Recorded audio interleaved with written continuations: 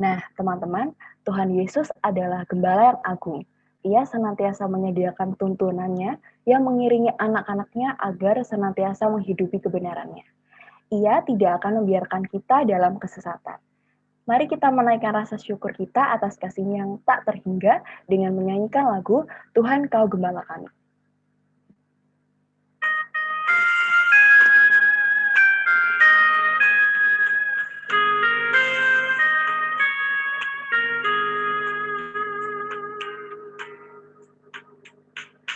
Tuhan Kau Gembala kami, tuntun kami demi-Mu. Berilah kami menikmati hikmat pengorbanan-Mu. Tuhan Yesus, Juru Selamat, kami ini milik-Mu.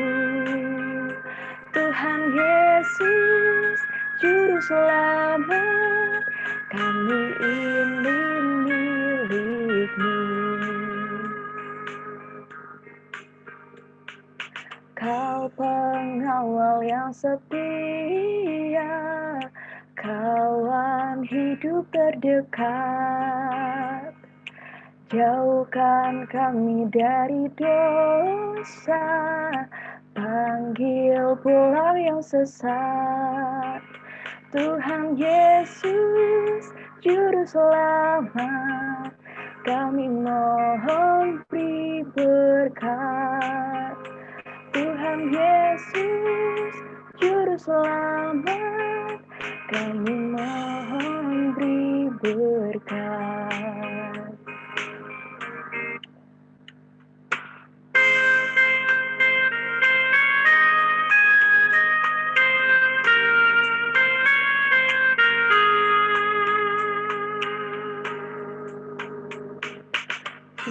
Di-Mu Kau terima kami, walau hina bercela. Yang berdosa Kau sucikan, Kau bebaskan yang lemah. Tuhan Yesus, Juru Selamat, kini kami bersorak. Tuhan Yesus, Juru Selamat, kini kami berserah. Kehendak-Mu kami cari, ingin turut maksud-Mu. Tuhan, isi hati kami dengan kasih-Mu penuh.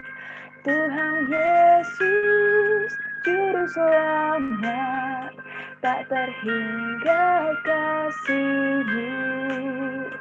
Tuhan Yesus, Juru Selamat, tak terhingga kasih-Mu. Baik, saya persilakan hambanya Bu Imelda untuk memimpin doa firman. Shalom, selamat pagi semuanya. Ini pertama kali saya isi di Unair ya. Salam kenal buat semuanya. Thank you untuk yang sudah buka video. Kalau misalnya semuanya tutup, nanti saya merasa saya ngomong sama diri sendiri. Oke, yang lain yang belum buka, boleh dibuka supaya saya bisa lihat respon kalian seperti apa. Yang belum buka chat, semuanya boleh dibuka videonya ya. Oke, sebelum mulai, mari kita berdoa terlebih dahulu. Mari kita berdoa. Tuhan yang Maha Baik, terima kasih Tuhan terus bersama dengan kami dan menyertai kami di dalam suka dan duka. Kami percaya Tuhan orang-orang yang tertulis di dalam Alkitab pun semuanya mengalami suka dan duka, dan semua manusia mengalami pergumulan, baik anak kecil, anak remaja, orang tua, maupun para lansia. Tetapi Tuhan adalah gembala kami yang baik, maka hari ini Tuhan kasihanilah kami, Berikanlah kami firman Tuhan, sehingga kami kembali disegarkan dan dikuatkan untuk mengikut Tuhan. Biarlah Tuhan berbelas kasihan juga kepada hamba-Mu ini, dan berkati juga untuk seluruh mahasiswa dimanapun mereka berada di dalam segala pergumulan mereka. Biarlah Tuhan yang terus menuntun hidup mereka, dan firman Tuhan hari ini sekali lagi menyegarkan jiwa kami. Dalam nama Tuhan kami, Yesus Kristus, kami berdoa. Amin. Nah, saudara-saudara semuanya, hari ini kita akan merenungkan mengenai mujizat integrasi dari kasih dan kedaulatan Tuhan. Nah, ini adalah tema dari panitia sendiri ya. Panitia yang memberikan kepada saya judul ini, kita perlu membahas apa itu mujizat, apa itu integrasi kasih dan kedaulatan Tuhan. Nah, teman-teman semuanya, saudara-saudara, nah, pertama, kalian pasti tidak asing dengan kata mujizat. Pertanyaannya, apakah kalian percaya ada mujizat? Nah, kalau misalnya kalian bilang, dulu sih ada mujizat di dalam Alkitab. Nah, mungkin ada orang yang percaya dulu mungkin ada mujizat di dalam Alkitab. Tetapi apakah sekarang mujizat itu masih ada? Nah, kemudian apa itu relevansinya mujizat itu di dalam hidup kita? Nah, yang pertama, saudara-saudara semuanya, apakah mujizat hanya terbatas dari sakit menjadi sehat? Apakah mujizat itu hanya dari orang yang sakit menjadi sehat? Dan apakah mujizat itu selamanya adalah sesuatu yang menguntungkan bagi kita? Nah, teman-teman, kalau misalnya kita sakit dan tiba-tiba ya, misalnya seorang hamba Tuhan atau siapapun itu mendoakan kita, kita langsung sembuh. Kita senang, bukan? Kenapa kita senang? Karena kita menyukai instan dalam menyelesaikan masalah. Masalah kita ingin menyelesaikan secara instan. Dan sekarang memang budaya kita memang budaya instan, bukan? Kalau misalnya sekarang kita suka junk food, mungkin seusia kalian masih suka junk food ya, itu semuanya kita datang langsung matang dan semuanya serba instan. Tetapi teman-teman semuanya, saudara-saudara, kalau misalnya kalian sudah seusia dengan saya, ya junk food itu bagi saya adalah sampah ya. Nah, di sini ada beberapa mahasiswa juga ya, bagi saya makanan kita pun harus dijaga. Bukan sekedar cepat atau enak, tetapi apakah itu baik untuk tubuh kita, karena tubuh kita juga adalah pemberian Tuhan.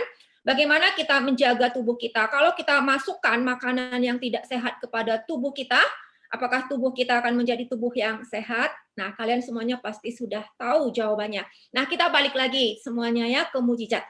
Nah, apakah mujizat itu hanya terbatas dari sakit menjadi sehat? Kemudian, apa sih tujuan mujizat itu? Nah, sekarang coba kita lihat di dalam Alkitab kita, teman-teman. Nah, kita percaya bahwa Alkitab adalah pemberian Tuhan. Jadi sebelum kita memahami apa itu mujizat, kita harus pegang dulu Alkitab kita, dan kita kembali kepada Alkitab kita, apa menurut Alkitab itu mujizat. Nah, yang pertama, sebelum kita lanjut lebih lagi semuanya, apakah kalian percaya Alkitab adalah firman Tuhan? Ini adalah landasan yang paling utama ya. Kalau misalnya kalian tidak percaya Alkitab adalah firman Tuhan, maka semua yang kita bicarakan ke belakang adalah sia-sia, hanya menunggu waktu persekutuan selesai. Jadi pertama adalah kita mesti sepakat bahwa firman Tuhan, Alkitab adalah firman Tuhan. Jika Alkitab adalah firman Tuhan, maka semua yang tercatat di dalam Alkitab ini adalah benar. Ya, semua yang tercatat di dalam Alkitab ini adalah benar dan semua adalah sejarah, bukan fiksi. Oke, jadi semuanya kita harus sepakat Alkitab adalah firman Tuhan dan kita percaya bahwa semua yang dicatat dalam firman Tuhan ini adalah kebenaran dan itu benar-benar terjadi di dalam sejarah. Nah, mungkin teman-teman bertanya, Alkitab adalah firman Tuhan, tetapi di dalam Alkitab juga ada perkataan setan. Nah, perkataan setan apakah kebenaran? Nah, perkataan setan tentu saja tidak kebenaran, teman-teman. Saudara-saudara semuanya, perkataan setan itu adalah pembohong. Dan di dalam Alkitab dikatakan bapa dari segala pembohong. Nah, tetapi kenapa itu dicatat? Karena itu diizinkan Tuhan untuk dicatat dan itu benar-benar terjadi. Nah, misalnya ketika iblis menggoda manusia itu benar-benar terjadi. Ya. Jadi di dalam Alkitab ini semuanya terjadi. Di dalam Alkitab ini semuanya kebenaran, meskipun juga dicatat perkataan iblis, bukan berarti perkataan iblis itu kebenaran, tetapi karena Tuhan izinkan dan Tuhan tuliskan perkataan-perkataan iblis supaya kita tahu siapa iblis dan kita tahu sebenarnya siapa musuh kita yang sebenarnya. Jadi, poin pertama, Alkitab adalah firman Tuhan dan kita percaya Alkitab adalah kebenaran dan ini benar-benar terjadi di dalam sejarah. Nah, teman-teman, saudara-saudara semuanya, kalau misalnya kita lihat bagaimana Tuhan menciptakan langit dan bumi ini, Tuhan menciptakan langit dan bumi ini dari tidak ada menjadi ada. Nah, saya mau tanya, ketika Tuhan menciptakan dunia ini dari tidak ada menjadi ada, apakah itu tergolong mujizat? Nah, kalian jawab masing-masing ya. Nanti saya bisa tanya satu persatu, ada namanya di dalam Zoom kalian, oke? Jadi sekarang saya mau tanya dulu kepada Andika. Boleh ya tanya jawab ya supaya nggak ngantuk. Andika, kamu percaya ketika kita berkata Tuhan menciptakan langit dan bumi dari tidak ada menjadi ada, itu tergolong mujizat? Ya ini sebenarnya belum pernah baca ya, tapi kalau menurut saya termasuk sih. Oke. Kamu belum pernah baca Tuhan menciptakan langit? Maksudnya belum pernah membaca bahasan yang seperti ini gitu. Oke, ya nggak apa-apa ya. Oke, berarti kamu setuju ya ketika Tuhan menciptakan langit dan bumi dari tidak ada menjadi ada itu adalah mujizat. Oke, Andika setuju. Sekarang saya tanya lagi Meta.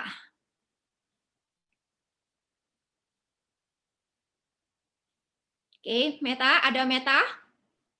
Iya. Mohon maaf karena jaringannya lagi yang stabil. Oke, Meta, kamu setuju ketika saya berkata, saya dulu berkata, Tuhan menciptakan langit dan bumi dari tidak ada menjadi ada itu? Iya. Belum pernah dibahas juga ya tentang ini, apakah ini mujizat apa tidak, tapi menurut saya iya, itu termasuk mujizat. Oke, nah kalau misalnya kalian sudah setuju bahwa ketika Tuhan menciptakan langit dan bumi dari tidak ada menjadi ada itu mukjizat, berarti kita sama-sama satu pendapat. Nah, kalau misalnya kalian tidak setuju, sekarang kalian boleh pikirkan apa sih makna mukjizat di dalam kepala kalian, dan kalau kalian setuju, kenapa kalian setuju? Kalau tidak setuju, kenapa tidak setuju? Nanti bisa ditanyakan di dalam tanya jawab. Nah, sekarang kita balik lagi ke dalam Alkitab kita. Kalau kita berkata Tuhan menciptakan itu langsung dimulai dengan mukjizat. Kenapa? Karena kita tidak bisa menciptakan langit dan bumi, bukan? Kita manusia tidak bisa menciptakan langit dan bumi. Jangankan langit dan bumi, ikan satu ekor pun kita tidak bisa ciptakan. Nah, sekarang kita lihat semuanya perjalanan Alkitab kita. Nah, apa sih dari ini? Nah, kalau kita lihat Tuhan yang menciptakan langit dan bumi. Ketika Tuhan menciptakan langit dan bumi ini, ketika Tuhan menciptakan kita manusia, apakah Tuhan iseng-iseng, lagi bengong-bengong, nggak ada kerjaan, ya ngapain ya, daripada nggak ada kerjaan, mari kita ciptakan manusia. Tidak, saudara-saudara. Kalian tahu Tuhan kita adalah Allah Tritunggal. Artinya apa? Kalau misalnya saya berkata saya mengasihi, harus ada objek yang saya kasihi. Nah, kalau misalnya saya berkata saya ini pengasih loh, saya panjang sabar, mengasihi, tetapi saya mengasihi siapa? harus ada objek dan kasih itu harus berbalas, saudara-saudara. Nah, kalau misalnya Tuhan mengasihi kita, kita juga harus mengasihi Tuhan, dan itu adalah kasih yang berbalas, dan Tuhan mau kasih yang berbalas. Bagaimana dengan kasih yang tidak berbalas? Apakah Tuhan suka dengan kasih yang tidak berbalas? Tidak, bukan? Tuhan menciptakan neraka. Bagaimana dengan kita? Apakah kita menyukai kasih yang berbalas? Nah, kalau misalnya ini contoh ya, jangan tersinggung. Misalnya Andika suka sama Evania, tapi cintanya tidak berbalas. Apakah itu menjadi suatu relasi yang indah? Tidak, bukan? Pasti Andika akan berhenti mengejar Evania. Kalau misalnya berbalas, mereka akan menjadi pasangan yang saling mengasihi, itu menjadi relasi yang indah. Nah, kita tidak suka cinta kita bertepuk sebelah tangan, bukan? Kita setuju, kasih kita tidak mau bertepuk sebelah tangan. Bagaimana dengan Tuhan? Nah, saudara-saudara, tidak fair kalau misalnya kita berkata, saya tidak suka cinta saya bertepuk sebelah tangan. Kenapa saya akhirnya putus dengan dengan Amanda, karena cinta saya kepada Amanda bertepuk sebelah tangan, maka saya putus deh dengan Amanda. Nah, bagaimana dengan Tuhan? Kalau misalnya cintanya Tuhan bertepuk sebelah tangan kepada manusia, Tuhan tidak suka. Ya, meskipun bagi kita itu, ya harusnya Tuhan suka-suka saja dong, jangan hukum saya. Tuhan tidak seperti itu, saudara-saudara. Tuhan juga menginginkan cinta yang berbalas dari ciptaannya. Jadi pertama, Tuhan kita adalah Tuhan Tritunggal, dia saling mengasihi, dia tidak kesepian. Kalau misalnya Tuhan kita hanya tunggal, dia mengasihi siapa kalau ciptaan belum ada? Bukankah malaikat itu juga ciptaan, saudara-saudara? Nah, kalau misalnya Tuhan belum menciptakan malaikat, lalu dia mencintai siapa? Tetapi Allah kita adalah Allah Tritunggal, dia saling mengasihi, punya relasi yang indah, saling mencintai, dan cintanya itu saling berbalas. Nah, saudara-saudara, kalian pasti menyukai banyak teman, kalian pasti tidak menyukai kesendirian. Nah, Tuhan kita juga bukan Tuhan yang sendirian. Tuhan kita bukan Tuhan yang tersendiri dan sendirian. Dia adalah Allah Tritunggal. Tetapi Allah Tritunggal ini mau menciptakan malaikat. Allah Tritunggal ini mau menciptakan dunia ini. Dan inti dari ciptaan di dalam dunia ini adalah manusia.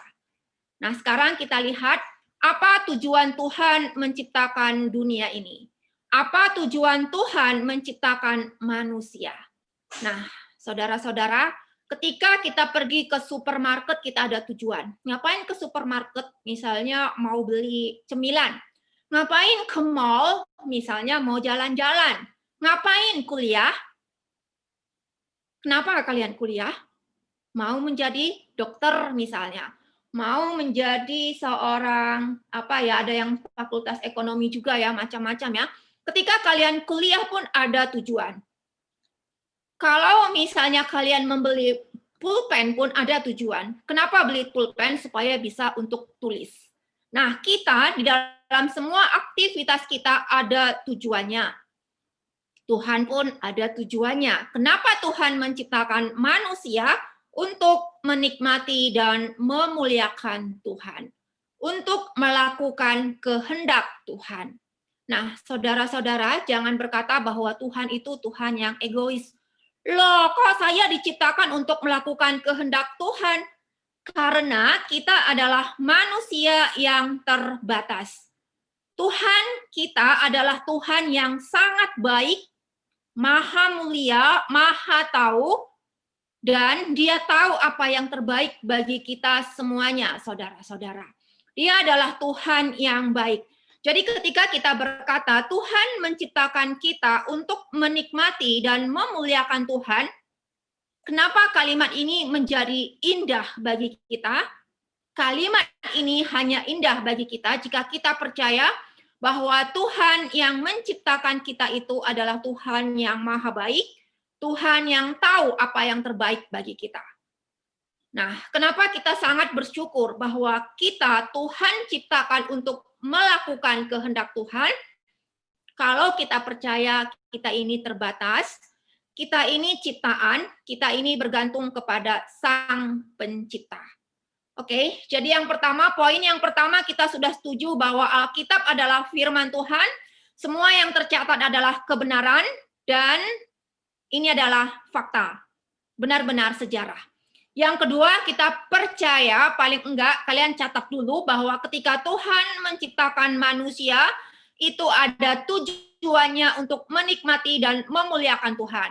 Nah, secara ringkas saja, salah satu definisinya adalah manusia taat kepada Tuhan, manusia melakukan kehendak Tuhan, karena manusia percaya Tuhan itu baik. Nah, tetapi di dalam perjalanan, teman-teman, di dalam perjalanan apakah manusia bisa taat kepada Tuhan? Kalau misalnya kita lihat di mana Tuhan menempatkan manusia yang pertama, manusia yang pertama itu ditempatkan di Taman Eden. Taman Eden. Apa yang ada di kepala saudara-saudara semuanya ketika saya berkata taman? Nah, kalau kalian pacaran, kalian perginya ke taman, atau ke hutan, atau ke padang gurun. Pasti ke taman ya. Siapa sini pacarannya pergi ke hutan? Kecuali kalian Tarsan ya. Tarsan ya. Jalan-jalannya ya ke hutan lah sama pacarnya ya. Tapi kalian pasti pilihnya ke taman. Kenapa taman? Menyenangkan, bukan? Misalnya kita baca ya, Taman Eden. Kalian sudah pernah ke taman mana? Apakah kalian percaya semua taman yang paling indah yang pernah kalian kunjungi semuanya kalah dibandingkan dengan Taman Eden? Taman Eden pasti tempat pacaran yang paling romantis. Saudara-saudara, ini pasti bagus sekali Taman Eden. Kenapa? Karena Tuhan yang mendesain Taman Eden dan semuanya itu masih sempurna. Semua hewan-hewan yang ada di Taman Eden itu sempurna. Semua tanaman yang ada di Taman Eden itu sempurna. Dan di Taman Eden ada sungai yang mengalir. Tuhan menciptakan manusia, Tuhan tempatkan di taman. Apakah Tuhan baik? Tuhan bisa taruh manusia di hutan, seperti Tarsan. Tuhan bisa taruh manusia di padang belantara. Apakah manusia bisa komplain? Loh, kok di taman belantara? Kok di hutan? Adam tidak mungkin bisa komplain, bukan? Dia hanya bisa terima apa yang Tuhan berikan kepada Adam. Tetapi Adam Tuhan tempatkan di Taman Eden, taman yang indah sekali. Dan Tuhan juga memberikan kepada Adam dan Hawa buah-buahan untuk perutnya dia. Ya, jadi Tuhan memberikan Adam dan Hawa makanan untuk mereka makan, itu bukan sembarang makan, teman-teman.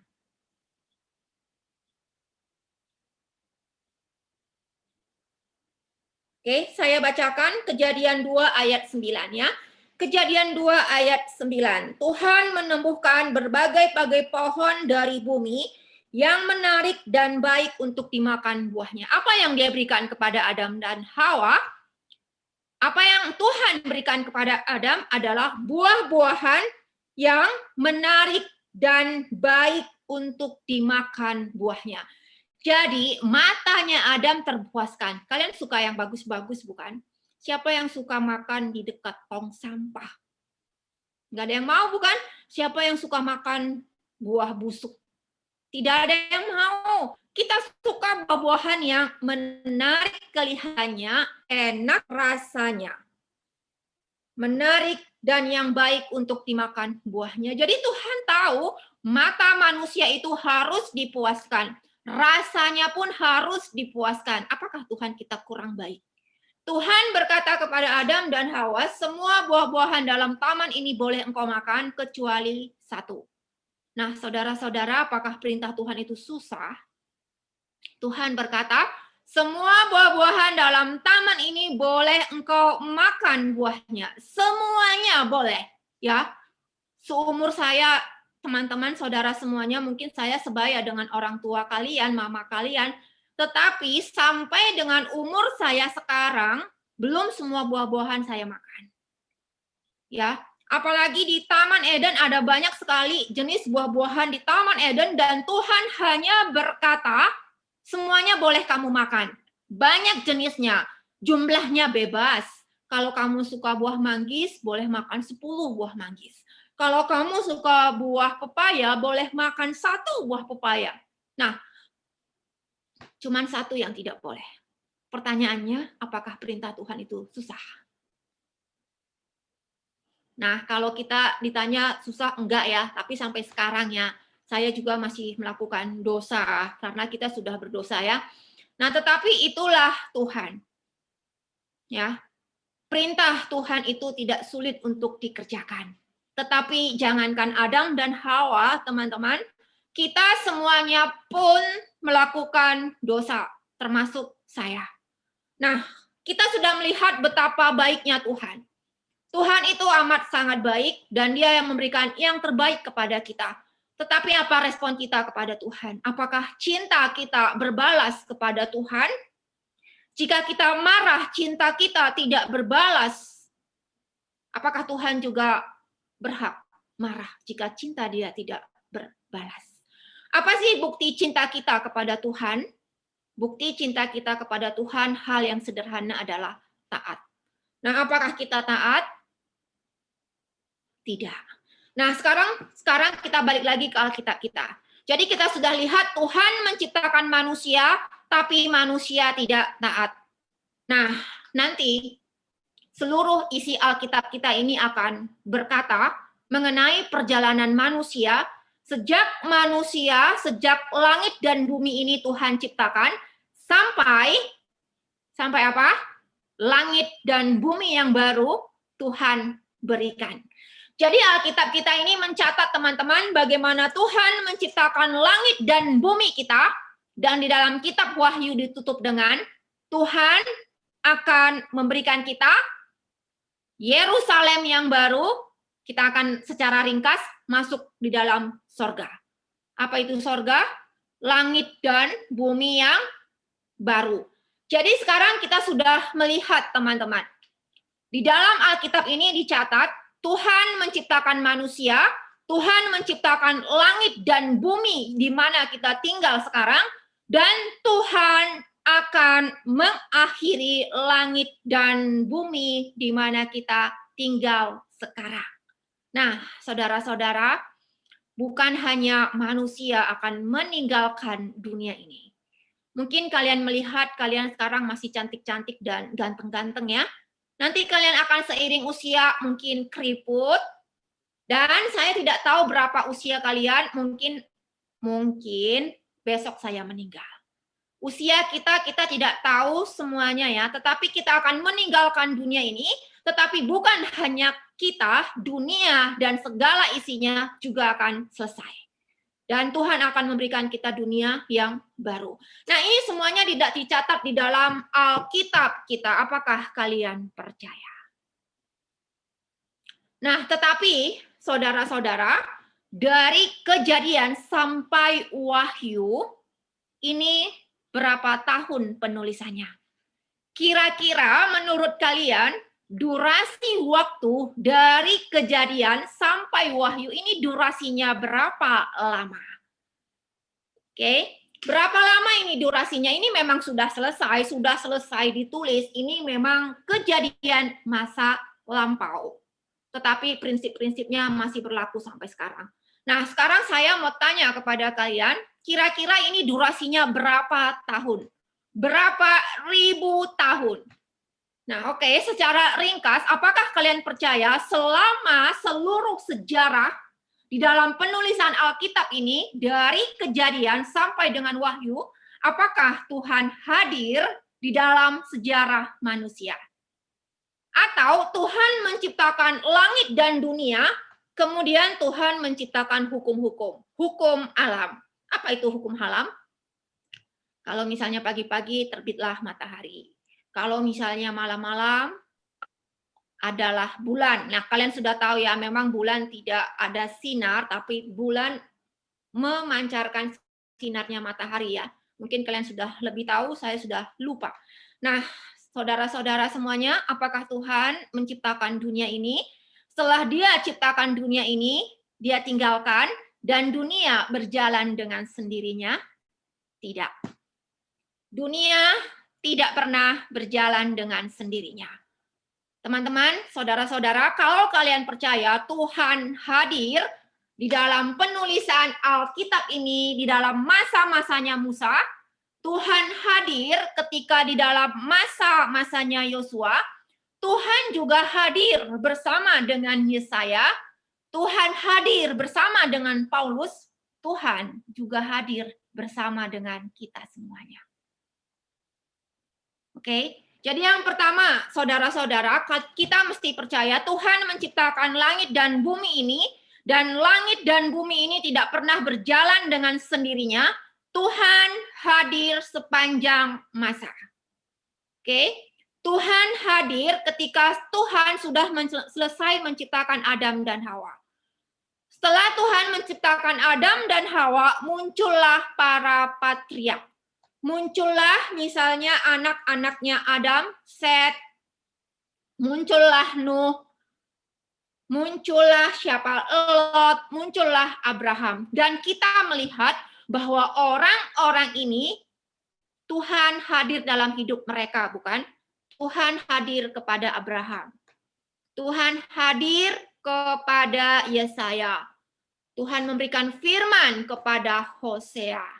Tuhan memberikan firman kepada Rasul Paulus di dalam perjanjian baru. Jadi Tuhan kita tidak tidur di sorga, saudara-saudara. Tuhan memelihara dunia ini di dalam kehendaknya Tuhan. Tuhan menciptakan dunia dan Tuhan memelihara dunia ini dan Tuhan hadir sepanjang sejarah. Oke. Itu adalah poin kita. Sekarang kita lihat lagi. Nah, sekarang kalau misalnya tadi di awal kita sudah berkata, teman-teman, Tuhan menciptakan langit dan bumi dari tidak ada menjadi ada, itu adalah mukjizat. Sekarang kita lihat di dalam Kejadian, apakah ada mukjizat? Kejadian apa ada di dalam mukjizat, teman-teman? Kejadian apa ada di dalam kitab Kejadian? Yang pertama, sekarang coba kita lihat. Kejadian, Keluaran, Imamat, Bilangan, Ulangan, ini semuanya ditulis oleh Musa. Mungkinnya saudara.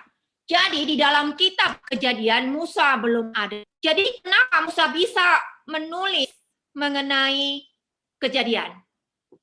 Kok Musa bisa tahu bagaimana Tuhan menciptakan langit dan bumi? Kok Musa bisa tahu peristiwa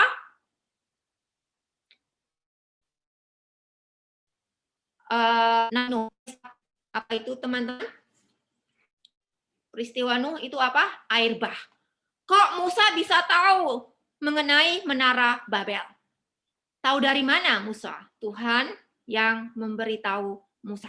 Nah, bagaimana peristiwa penulisan Alkitab ini adalah Tuhan yang menginspirasikan kepada manusia, tetapi topik kita hari ini bukan mengenai penulisan Alkitab, tetapi kenapa Musa bisa menuliskan Kejadian? Karena Tuhan hadir sepanjang sejarah Kejadian ini, sepanjang sejarah dari Adam sampai dengan Musa lahir. Dan Tuhan yang memberikan inspirasi kepada Musa bagaimana peristiwa penciptaan. Oke.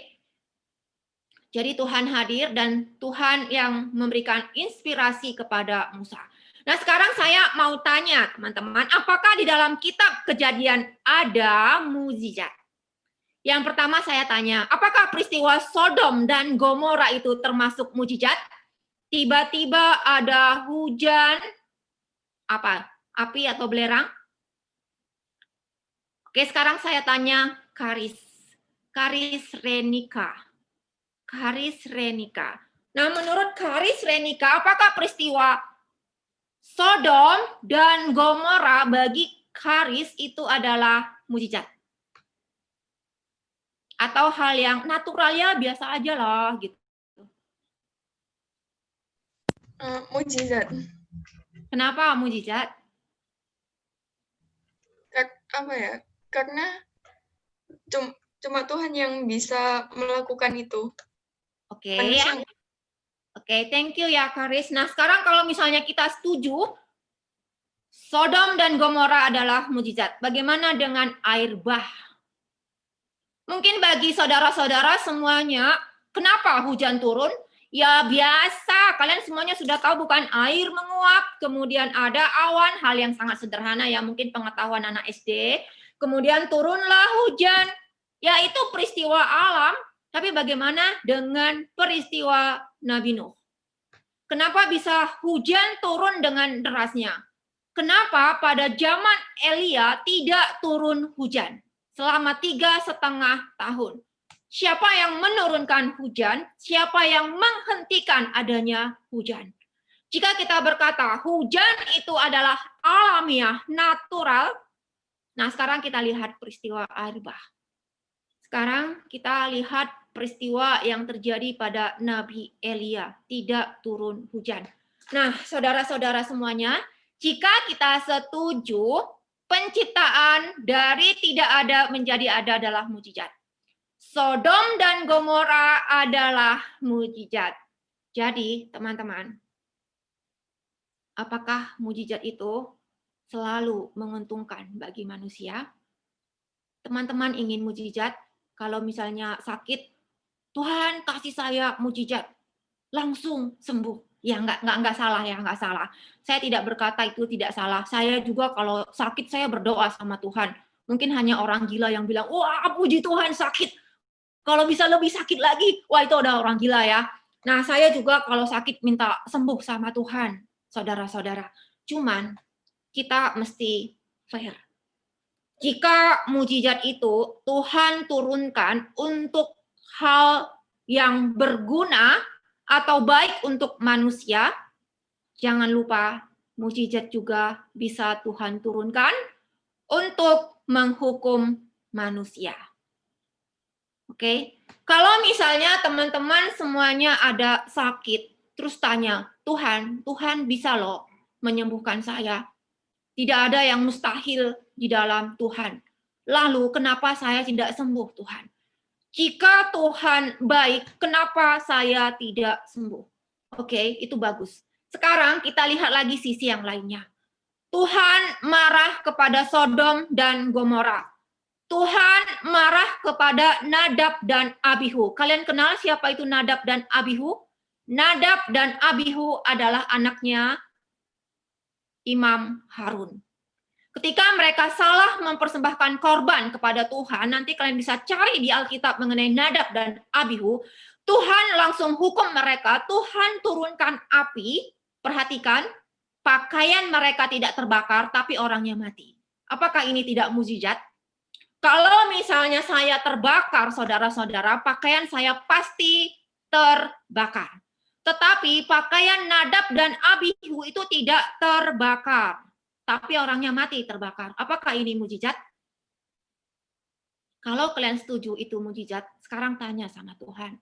Tuhan, berapa kali saya mendukakan hati Tuhan? Tapi Tuhan tidak langsung menghukum kita, bukan?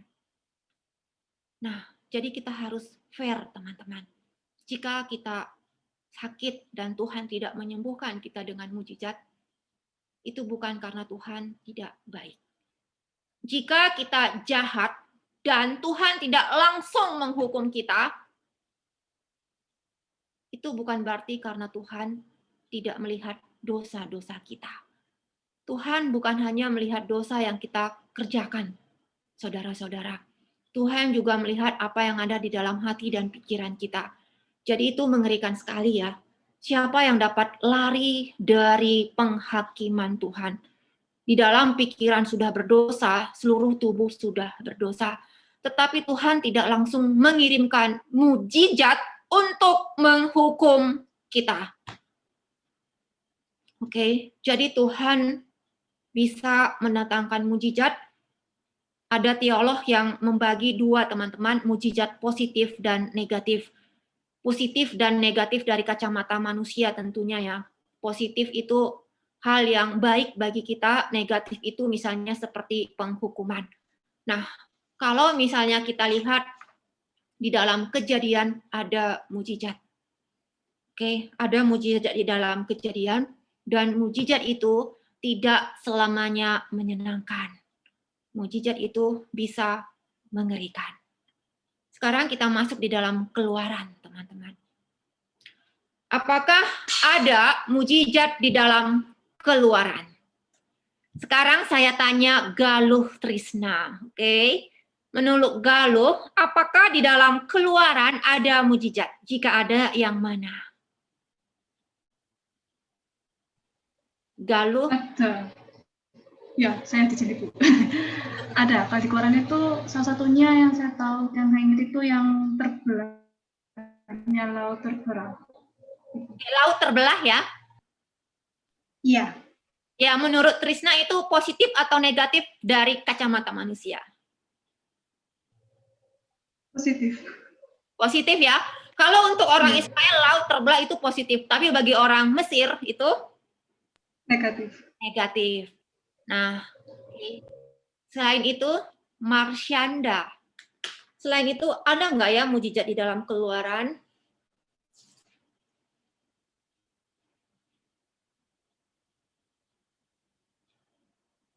Marsyanda?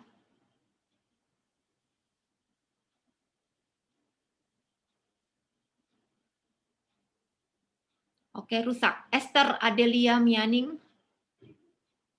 Ada nggak ya mujizat di dalam Keluaran? Kalau ada, yang mana? Esther Adelia Mianing.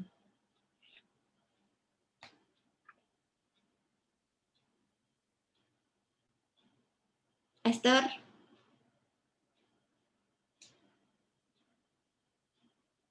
Oh, masih di jalan. Sekarang ketahuan ya, sekarang ada yang di jalan. Jangan-jangan ada yang di warteg lagi makan. Kalau makan jangan lupa bagi-bagi. Nah, sekarang Alnike. Apakah mujizat ada di dalam Keluaran selain Tuhan membelah Laut Merah? Ada, Bu. Yang mana? Yang umat Israel diberi makan mana dan burung yang jatuh dari langit. Yes. Nah, menurut kalian apakah itu mujizat? Iya, Bu. Ya, itu mujizat ya. Sekarang saya tanya, apakah Tuhan, ketika Tuhan memberikan manna itu kita katakan mujizat. Kalau kita percaya Tuhan pencipta langit dan bumi ini, kalian percaya nggak ya? Tuhan memelihara manusia ini. Meskipun manusia ini ada yang miskin, ada yang kaya, ada yang tidak percaya Tuhan, ada yang percaya Tuhan. Saudara-saudara, Tuhan kita adalah Tuhan pencipta. Jika Tuhan tahu kita melakukan dosa, Tuhan juga tahu kita kelaparan. Jika Tuhan tahu apa yang ada di pikiran kita, apa yang baik dan apa yang jahat, Tuhan juga tahu apa yang ada di pikiran kita. Kita perlu makan, kita perlu baju baru, kita perlu bedak misalnya. Tuhan tahu semuanya. Jadi Tuhan tahu semua apa yang kita butuhkan. Teman-teman, saudara-saudara semuanya, Tuhan bisa memelihara manusia dengan mujizat. Jika kita percaya Tuhan adalah pencipta, Tuhan pencipta adalah Tuhan yang setia. Saudara-saudara, Dia juga bisa memelihara manusia secara normal atau natural dengan cara kita bekerja, kita masak, kita beli makanan kita. Oke, jadi sekarang sedikit menyimpang. Tuhan adalah Tuhan yang pencipta, Dia setia. Sebagai pencipta, Dia akan pelihara semua manusia. Jadi kalian jangan iri kalau misalnya kalian sudah rajin belajar tapi misalnya IP-nya jelek, nilainya jelek. Kalau misalnya kalian lihat sekilas ya, mungkin secara mata manusia tidak ada bedanya orang yang percaya Tuhan dan tidak percaya Tuhan. Tetapi nanti di dalam penghakiman itu ada bedanya. Oke, Tuhan sebagai pencipta, Dia pelihara semua manusia. Sekarang kita balik lagi dalam Keluaran. Oke, sekarang saudara-saudara semuanya, di dalam kitab Keluaran ini ada banyak sekali mujizat. Ada banyak sekali mujizat yang dilakukan oleh Musa. Sekarang saya tanya, apakah dengan banyaknya mujizat yang dilihat oleh orang Israel,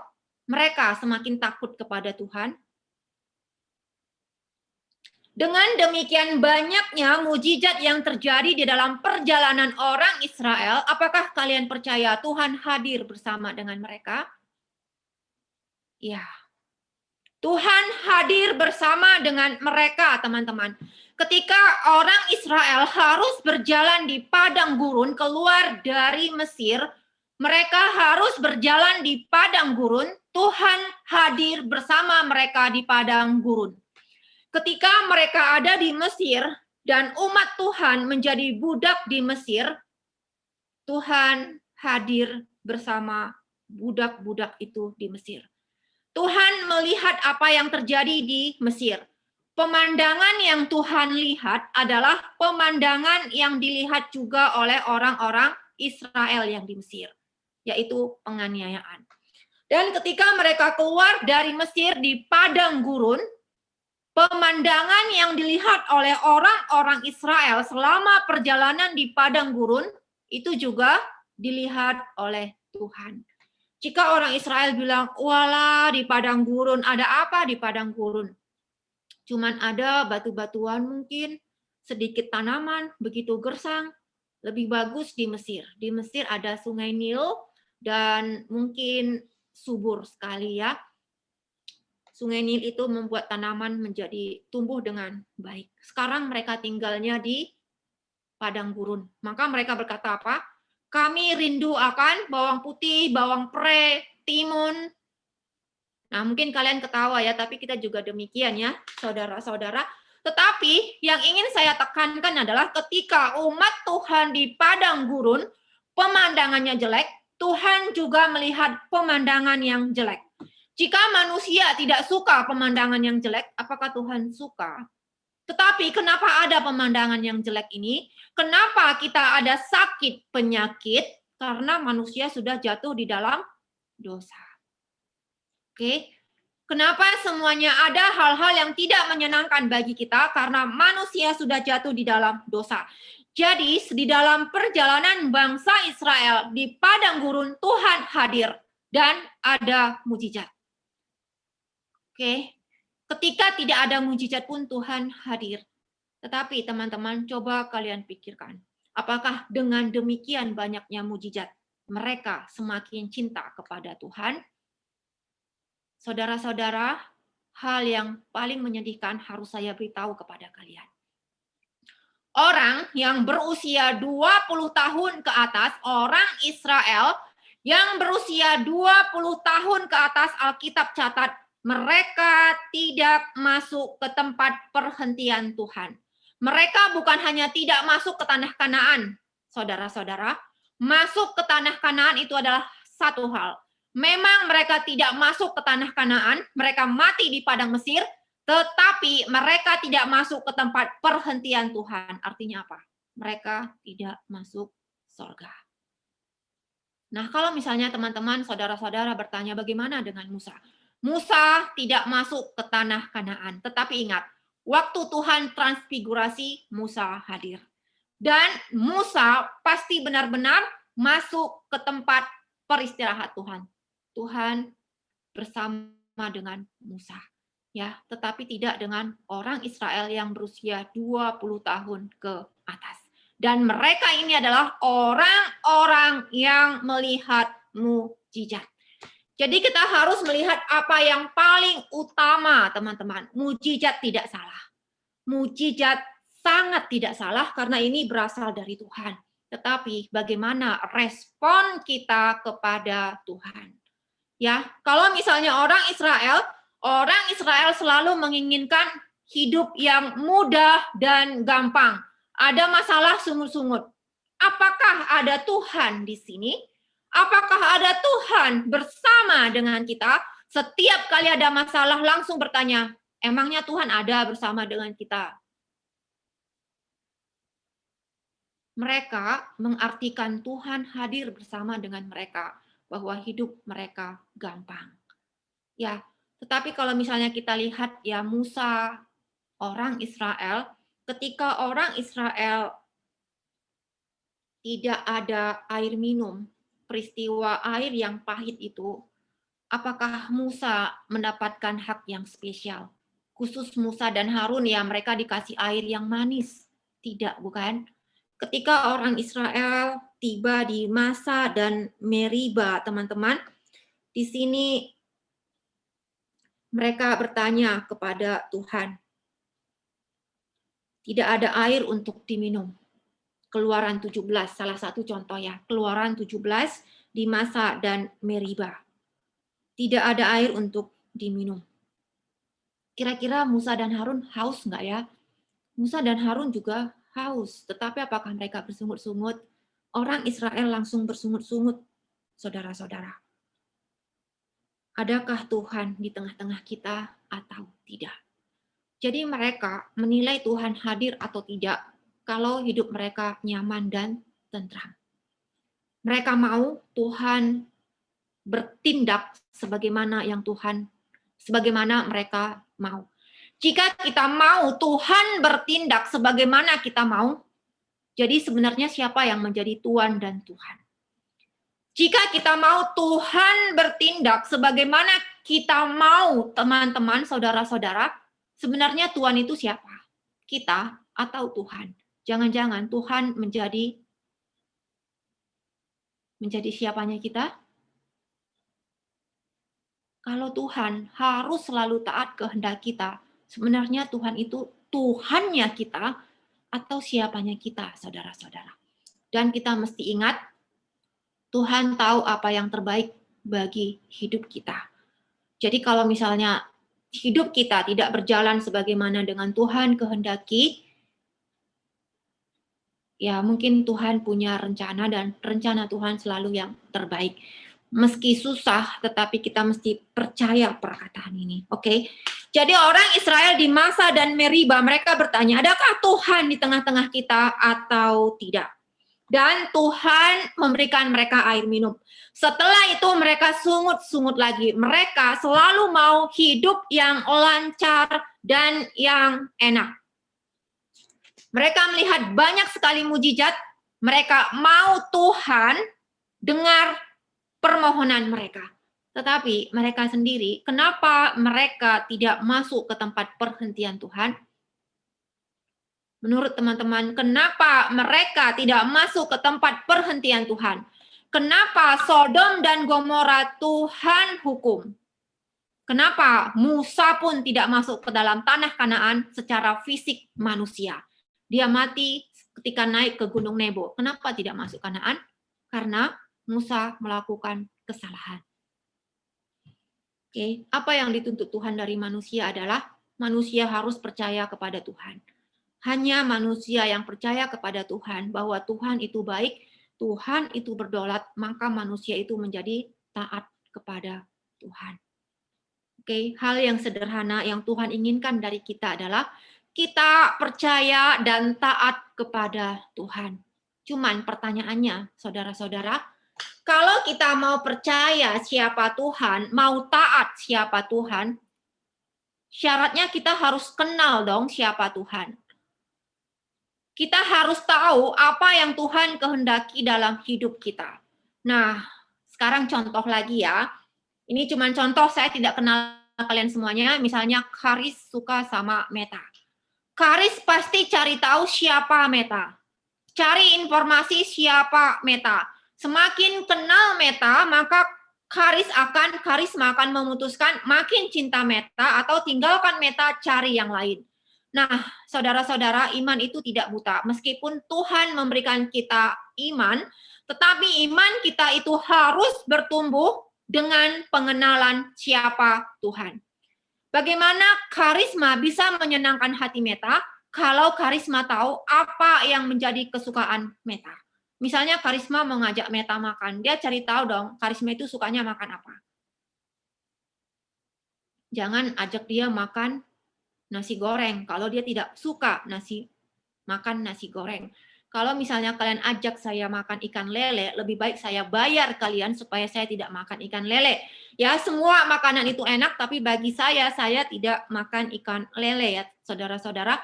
Nah, begitu juga dengan kalian semuanya. Kalau kalian menyukai satu perempuan atau laki-laki, kalian pasti akan mengumpulkan info, bukan? Siapa dia?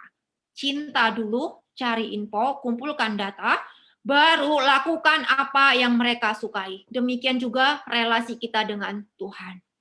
Kalian mau cinta kepada Tuhan, kalian tanya, loh saya ini sebenarnya mau cinta sama Tuhan, mau taat sama Tuhan, tapi ya kenapa? Karena kalian memang tidak cari tahu siapa Tuhan. Saat teduhnya bolong-bolong, doanya bolong-bolong, firman Tuhan tidak dibaca. Kalau kalian tidak bergaul dengan Tuhan, dengan firman Tuhan, ya kalian tidak akan kenal Tuhan. Kalau karisma tidak jalan bareng dengan meta, pacaran, namanya pacaran, tapi nggak pernah ketemu, nggak pernah teleponan, nggak pernah pergi makan bareng, nggak pernah jalan bareng. Apakah itu pacaran dan saling kenal? Itu cuman status dan tanpa arti. Begitu juga dengan relasi kita dengan Tuhan. Jika kalian berkata, oh saya ini loh Kristen, ini buktinya KTP, tapi tidak pernah berelasi dengan Tuhan, apakah artinya? Nah sekarang kita balik lagi di dalam Alkitab kita. Di dalam Kejadian ada mujizat. Di dalam Keluaran ada mujizat. Di dalam Imamat ada mujizat. Oke. Di dalam Bilangan, di dalam Yosua, di dalam Samuel, sekarang saya tanya. Billy, di dalam Hosea, apakah ada mujizat? Billy Hansen Livindra. Di dalam apa? Hosea. Hosea. Ya, Hosea, seorang nabi menikahi seorang wanita apa? Ada yang ingat? Apakah wanita baik-baik? No. Ya. Oh belum, saya belum pernah baca itu. Allah, belum pernah baca ya? Tapi pernah dengar nggak sih? Tidak juga. Oke, sekarang saya tanya yang lain ya. Sekarang saya tanya Lydia Pradista. Di dalam kitab Hosea ada nggak ya mujizat? Mengenai keruntuhan Israel mungkin Bu, itu suatu mujizat. Kenapa keruntuhan Israel mujizat ya? Karena bisa menyadarkan Israel. Oke, banyak nggak ya mujizat di sini di Hosea? Mungkin sedikit Bu, saya juga kurang tahu. Oke, nah sekarang saya mau tanya kepada saudara-saudara dan teman-teman semuanya. Apa sih tugas utama seorang nabi? Apa sih tugas utama seorang imam? Tugas utama seorang imam adalah mempersembahkan korban dan mengajarkan firman Tuhan. Jadi imam bukan hanya sekedar mempersembahkan korban, imam juga harus mengajarkan firman Tuhan. Apa sih tugas utama seorang nabi? Apakah nabi bisa melakukan mujizat? Oh, bisa. Tetapi apa sih tugas utama dari seorang nabi? Menyatakan isi hati Tuhan. Jadi, saudara-saudara semuanya, catat di dalam hati kita masing-masing apa yang paling penting. Apa itu mujizat dan apa yang paling penting. Oke, jadi tugas utama imam, tugas utama nabi, tugas utama rasul itu apa? Nah, sekarang sebelum kita masuk ke dalam perjanjian baru, saudara-saudara, mujizat itu paling banyak terjadi pada masa Nabi Musa, pada masa Elia dan Elisa. Nah, sekarang coba kalian pikirkan, kenapa paling banyak terjadi pada zaman Nabi Musa? Ketika Tuhan mendatangkan mujizat pada zaman Nabi Musa seperti 10 tulah. Apa sih tujuan utama Tuhan menyatakan 10 tulah kepada bangsa Israel? Bangsa Israel di Mesir dan mereka melihat bahwa orang Mesir menyembah ilah-ilah, bukan? Tuhan mau menunjukkan kepada orang Israel bahwa Tuhan yang mereka sembah itu adalah Tuhan yang sejati. Dia menghukum semua ilah-ilah orang Mesir. Ilah-ilah itu semuanya nothing. Nah, kalau misalnya kita lihat lagi saudara-saudara, ketika Tuhan memberikan 10 tulah, ada tulah yang ahli-ahli Mesir pun mereka bisa buat. Tulah yang keberapa? Ada yang mau jawab? Kalian bisa buka Alkitab kalian. Ketika Tuhan menurunkan tulah kepada orang Mesir, tulah yang pertama, apakah ahli-ahli orang Mesir juga bisa membuatnya? Tulah yang pertama, apa itu tulah yang pertama? Air menjadi darah. 7 ayat 22, saya bacakan. Tetapi ahli Mesir membuat yang demikian juga dengan ilmu-ilmu mantra mereka.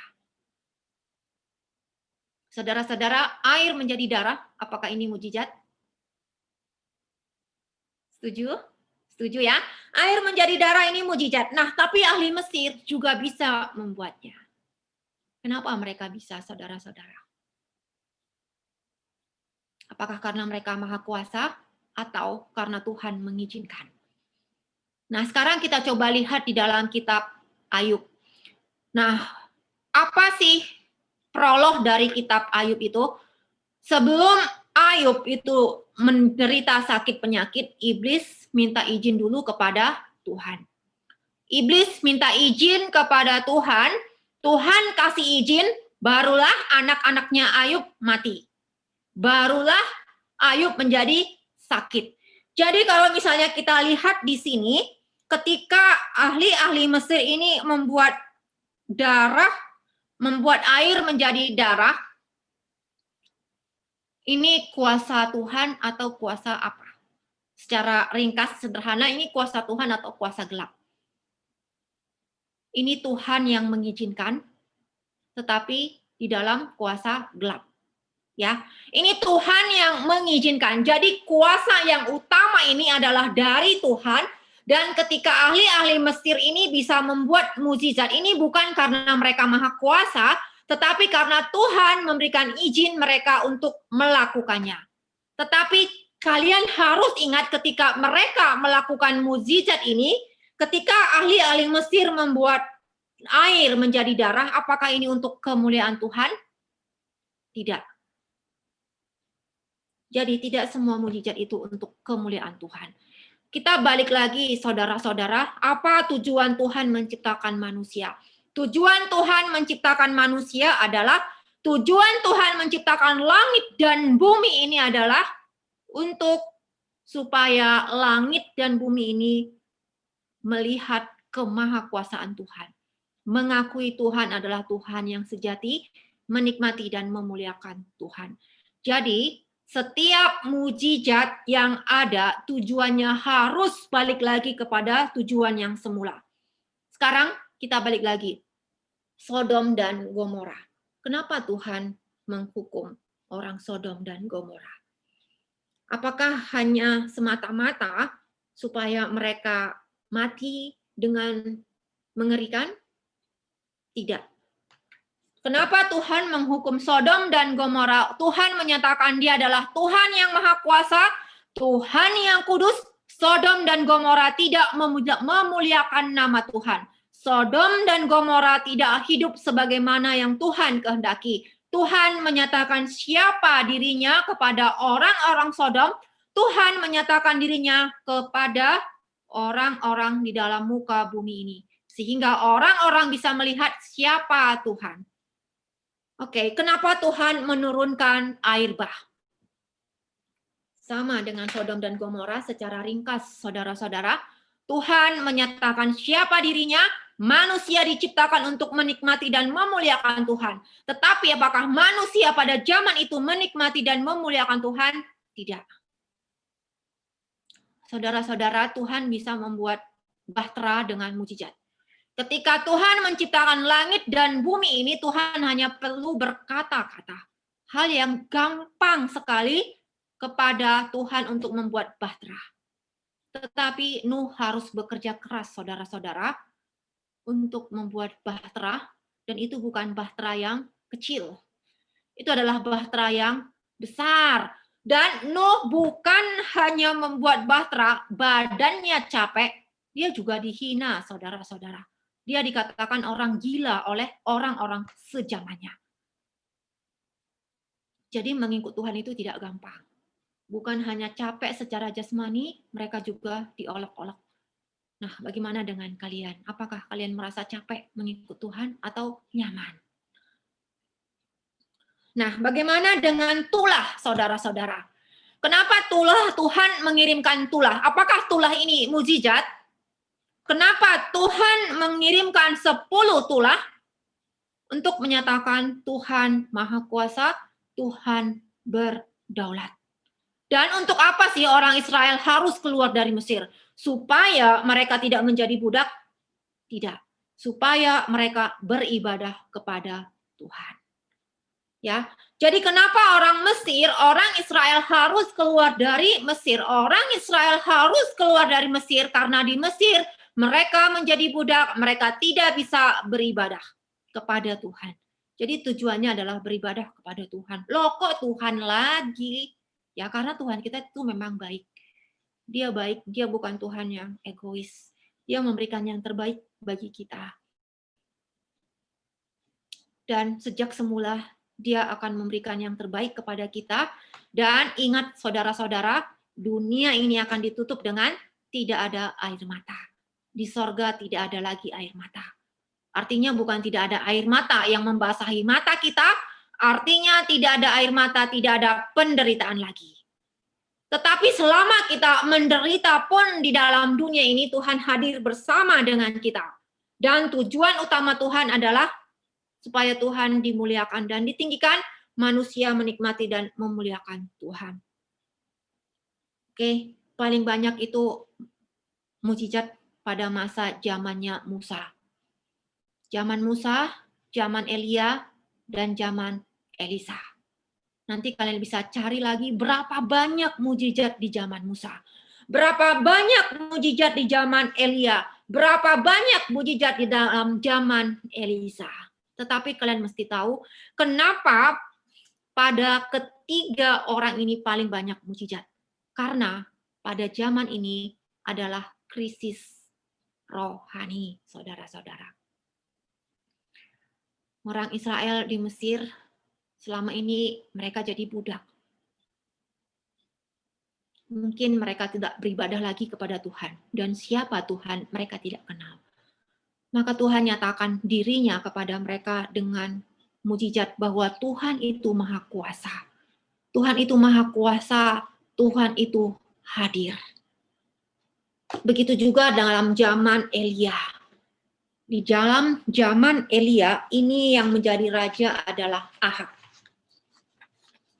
Dan Ahab adalah raja yang mendukakan hati Tuhan. Saya bacakan kepada kalian semua ya. 1 Raja-Raja 16 ayat 33. 1 Raja-Raja 16 ayat 33.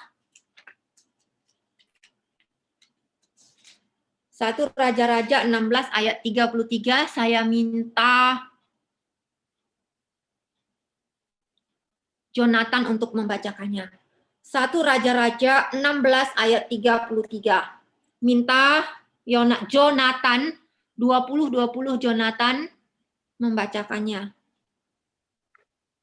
Sesudah itu Ahab membuat patung Asyera dan Ahab melanjutkan bertindak demikian sehingga ia menimbulkan sakit hati Tuhan Allah Israel lebih dari semua raja-raja Israel yang mendahuluinya. Ya, sekarang kalian sudah lihat ya. Elia ini melayani pada zaman Ahab. Nabi Elia melayani pada zaman Ahab. Apa yang dilakukan oleh Ahab? Membuat patung Asyera, menimbulkan sakit hati Tuhan, melebihi semua raja-raja Israel yang mendahulunya. Tuhan menyatakan lagi bahwa Tuhan itu Maha Kuasa. Ini adalah krisis rohani. Jadi rajanya sudah menyembah Baal. Kebanyakan orang Israel sudah tidak menyembah Tuhan lagi. Tetapi saudara-saudara, mungkin saudara-saudara ingat ketika Elia berkata kepada Tuhan, Tuhan, tinggal saya seorang diri yang menyembah Tuhan. Tetapi Tuhan berkata apa? Ada berapa puluh orang? Kalau saya tidak salah, nanti mesti dicek lagi ya. Ada 70 atau 700 orang lagi yang tidak menyembah Baal. Jadi dalam kondisi raja menyembah Baal, orang Israel semuanya hampir menyembah Baal. Ada orang-orang yang tetap setia kepada Tuhan. Dan setia kepada Tuhan ini bukan hal yang sederhana. Elia saja mau dibunuh oleh Isabel. Elia saja harus melarikan diri ke kota yang lain. Ya, tidak gampang mengikut Tuhan pada zamannya Elia. Nah, apa yang ingin saya tekankan adalah mukjizat paling banyak memang di zaman Musa, di zaman Elia dan Elisa, karena ini adalah krisis rohani. Dan Tuhan Yesus juga banyak melakukan mukjizat ini untuk menyatakan bahwa Mesias sudah datang. Ya, Mesias sudah datang, Tuhan melakukan banyak mukjizat, dan semua mukjizat yang dilakukan oleh Tuhan Yesus ini menggenapkan nubuat di dalam perjanjian lama. Jadi ini untuk menunjukkan bahwa Yesus adalah Mesias yang dijanjikan dalam perjanjian lama, untuk menunjukkan benang merah bahwa Mesias itu sudah datang, sudah digenapi. Benang merah bahwa perjanjian lama dan perjanjian baru itu satu kesatuan, Yesus menggenapkan perjanjian lama. Dan memang banyak mukjizat. Nah, sebelum kita masuk dalam perjanjian baru lagi teman-teman, sekarang coba kita lihat di dalam masanya Elia. Ketika Elia melakukan mukjizat, arti nama Elia adalah Tuhanku adalah Yahweh. Nah, sekarang coba kita lihat 1 Raja-Raja 17 ayat 24. 1 Raja-Raja 17 ayat 24, Elia dan janda di Sarpat. 1 Raja-Raja 17 ayat 24. Satu Raja-Raja 12 ayat 24, Bu ya? Ya, betul. Ya, beginilah firman Tuhan, janganlah kamu maju dan janganlah kamu berperang melawan saudara-saudaramu orang Israel. Pulanglah masing-masing ke rumahnya, sebab akulah yang menyebabkan hal ini terjadi. Maka mereka mendengarkan firman Tuhan dan pergilah mereka pulang sesuai dengan firman Tuhan itu. 1 Raja-Raja 17:24 ya? 1 Raja-Raja 17 ayat 24. Oh, 17. Iya, betul.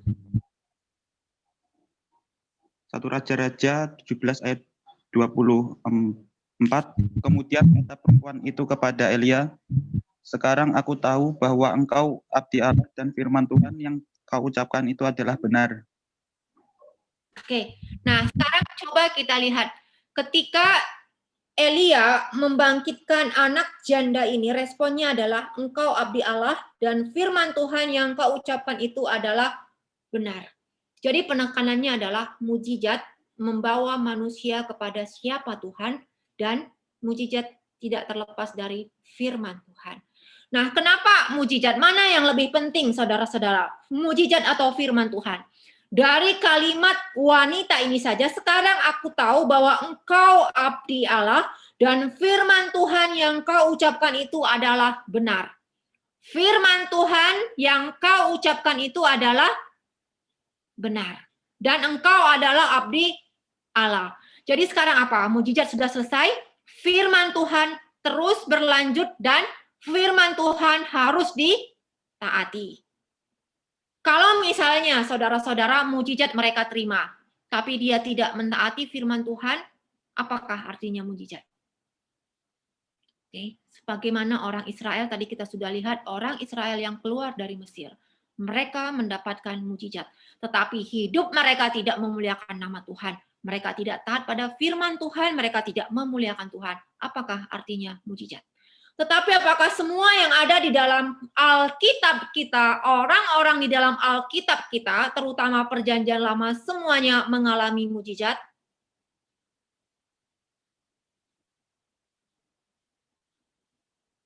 yang membuat mereka menjadi anak-anak Tuhan? Karena mereka bisa melakukan mujizat? Karena mereka pernah merasakan mujizat? Atau karena mereka memuliakan nama Tuhan? Dan orang yang memuliakan nama Tuhan itu tidak terlepas dari pengenalan siapa Tuhan dan taat kepada Tuhan. Dan kita sudah lihat juga tadi, saudara-saudara, membuat mujizat itu belum tentu adalah orang-orang yang berkenan kepada Tuhan. Orang-orang ahli sihir orang Mesir bisa membuat mujizat juga. Tapi apakah mereka orang-orang yang berkenan kepada Tuhan? Tidak. Mereka alat di dalam tangan Tuhan, tetapi alat yang negatif. Ya, kenapa mereka bisa berbuat demikian? Karena Tuhan izinkan.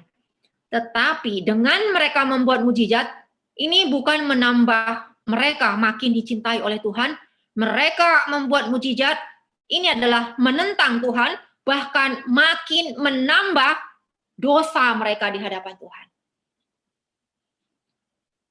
Nah, saudara-saudara, kita sudah lihat Musa melakukan mujizat dan Elia melakukan mujizat, semuanya untuk menyatakan siapa Tuhan, bahwa Tuhan itu Maha Kuasa. Ketika Elia melakukan mujizat, saudara-saudara, itu juga semuanya bukan mujizat yang positif. Mujizat apa yang negatif yang dilakukan oleh Elia? Ada yang tahu? Hal yang sangat sederhana di Gunung Horeb. Jadi Elia menantang para ahli-ahli Mesir juga, Baal, imam-imam Baal, 1 Raja-Raja 19. Kalian bisa buka Alkitab kalian, 1 Raja-Raja 19. Kita tidak akan baca semuanya, kita lihat sekilas ya. Jadi di sini Elia mengundang semua imam-imam Baal. Jadi sudah terjadi 3,5 tahun kira-kira tidak turun hujan di Israel. Ya, 3,5 tahun tidak turun hujan di Israel. Israel itu adalah agraria, saudara-saudara. Jadi kalau misalnya tidak ada hujan, ini adalah sesuatu yang menyulitkan bagi mereka karena mereka adalah para petani. Tidak ada hujan, yang orang-orang agrobisnis pertanian mungkin lebih mengerti, tidak ada hujan maka pertanian akan gagal. 3,5 tahun tidak ada hujan. Dan orang Israel menyembah Baal. Kenapa mereka menyembah Baal? Karena mereka percaya bahwa Baal adalah dewa kesuburan. Baal bisa menurunkan hujan, Baal bisa menurunkan petir. Nah sekarang Elia mengundang para nabi-nabi Baal ini ke Gunung Horeb. Kenapa Gunung Horeb? Karena Gunung Horeb ini adalah bisa dikatakan pusat ibadahnya para Baal. Jadi Elia menantang para nabi-nabi ini di kandang mereka. Di Gunung Horeb, tempat ibadahnya orang-orang nabi Baal. Nah, mereka mempersembahkan korban, tetapi tidak boleh memberikan api. Api itu harus diminta dari Tuhan. Ini adalah cerita sekolah minggu ya. Ada yang mau cerita mungkin? Jennifer, mau cerita sedikit? Ya, Shalom. Terima kasih atas waktunya. Bisa Ini cerita? kalau saya ingat dari yang diceritain di sekolah minggu, itu jadi kan yang di Gunung Horeb ada Elia sama yang penyembah Baal. Lalu untuk membuktikan siapa yang Tuhan antara semesta ini, Elia menantang yang kalau Tuhannya siapa antara Baal atau Yesus yang bisa mengeluarkan api dari langit. Lalu yang penyembah Baal ini berdoa kepada Baal, tapi nggak dikasih api. Tapi kalau Elia berdoa sama Tuhan, langsung dikasih api gitu. Iya. Ya, jadi sebelum Elia ini mempersembahkan korban kepada Tuhan, itu korbannya dikasih air dulu, saudara-saudara. Artinya apa? Kalau misalnya dikasih air, berarti semakin susah dong ya untuk terbakar oleh api. Tetapi Baal yang katanya ilah yang bisa menurunkan hujan, ahlinya petir, tetapi tidak bisa menurunkan petir. Jadi Elia ini menantang para Baal, ini adalah sesuai dengan keahlian mereka sebenarnya. Keahlian mereka katanya adalah menurunkan hujan. Hujan tidak terlepas dari petir, tapi mereka tidak bisa. Tetapi di sini kita lihat bahwa Tuhan menurunkan petir kepada persembahan yang diberikan oleh Elia. Saudara-saudara, kalau misalnya Tuhan bisa menurunkan petir kepada api, kepada persembahan yang diberikan oleh Elia, Tuhan bisa nggak ya memberikan api juga kepada para nabi Baal? Kamu tuh ya sudah membuat orang Israel berpaling dari Tuhan. Kamu tuh ya sudah membuat patung-patung, sudah membuat orang Israel makin berdosa kepada Tuhan. Maka Tuhan menghanguskan mereka dengan api. Bisa? Bisa, saudara-saudara. Dan akhirnya apa? Elia membunuh mereka semuanya. 400 orang. Ya, nanti kalian bisa baca lagi dengan detailnya, saudara-saudara. Berapa ratus orang yang Elia bunuh pada peristiwa ini. Tuhan bisa membunuh mereka dengan api, tetapi Tuhan tidak melakukan itu. Jadi jika kita berkata Tuhan kita itu adalah Tuhan yang maha bisa mengadakan mujizat, dia bisa mengadakan mujizat positif dan negatif, dia bisa menghukum manusia dengan mujizatnya, dia bisa juga menolong manusia dengan mujizatnya. Nah, bukan hanya ini saudara-saudara. Yang kedua, pernah juga suatu ketika ada prajurit-prajurit yang tidak hormat kepada Elia. 2 Raja-Raja ayat yang pertama.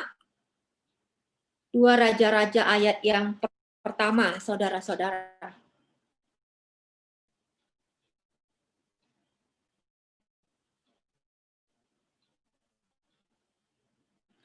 Ini adalah 2 Raja-Raja 1 sampai 18. Saya bacakan yang ke-10. Tetapi Elia menjawab katanya kepada perwira itu, kalau benar aku abdi Allah, ya turun api dari langit memakan ke-50 anak buahmu. Maka turunlah api dari langit memakan dia habis dengan ke-50 anak buahnya. Saudara saya, mujizat atau bukan? Nah, prajurit ini tidak hormat kepada hamba Tuhan. Dia tidak hormat kepada Tuhan. Karena dia tidak hormat kepada Tuhan, maka dia berkata, hai abdi Allah, raja bertinta, turunlah. Siapa lebih tinggi, Tuhan atau raja? Nah, mereka tidak hormat kepada Tuhan, tentu saja mereka tidak hormat kepada abdi Allah, maka Elia menghukum mereka dengan menurunkan api, maka 50 orang habis termakan oleh api. Oke, Elia bisa membangkitkan orang yang mati menjadi sembuh. Elia juga bisa menurunkan api, 50 orang langsung mati di tempat. Nah, bukan hanya Elia, saudara-saudara, Elisa juga. Mungkin kalian pernah ingat ya, anak-anak kecil bilang pada Elisa, hai botak, hai botak. Pernah ingat cerita itu? Anak-anak kecil menghina Elisa, hai botak, hai botak. Lalu Elisa mengirimkan 2 ekor beruang. Ya. Nah, Elisa bisa menurunkan mujizat-mujizat yang bagus sekali, saudara-saudara, secara ringkas ya. Ketika ada air yang tidak sehat, dia bisa menyehatkan air itu. Ketika ada seorang janda yang terlilit hutang, kemudian Elisa bilang, isilah pundi-pundi, isilah apa tempat itu nanti jual, nah nanti kamu bayar utangmu. Jadi Elisa bisa melakukan mujizat positif dan negatif. Oke, sekarang kita maju lagi ke dalam perjanjian baru. Tetapi ingat, tidak semua nabi melakukan mujizat. Tidak semua imam melakukan mujizat. Tetapi apa yang menentukan mereka menjadi nabinya Tuhan, nabi yang sejati, imamnya Tuhan, imam yang sejati, mereka memberitakan firman Tuhan dalam hidup mereka. Sekarang kita masuk di dalam perjanjian baru, saudara-saudara. Kita masuk di perjanjian baru, kita lihat Tuhan Yesus. Tuhan Yesus banyak melakukan mujizat. Tetapi mungkin pohon aranya langsung mati. Tetapi memang Tuhan Yesus tidak pernah melakukan seperti yang Elisa, misalnya turunlah api dari langit. Suatu ketika pernah Yohanes marah-marah sama Tuhan Yesus. Mereka mau lewat dari Samaria, tetapi orang Samaria tidak kasih lewat mereka. Kemudian Yohanes bilang apa? Tuhan, kalau engkau mau, kami bisa meminta api dari sorga. Ingat peristiwa ini? Nah, tapi Tuhan Yesus tidak turunkan api dari sorga. Tuhan Yesus menyembuhkan orang sakit. Tuhan Yesus menyembuhkan orang buta. Kenapa demikian? Karena ini untuk menyatakan Mesias sudah hadir. Dan tanda-tanda Mesias adalah manusia dilepaskan dari penderitaan. Nah, saudara-saudara,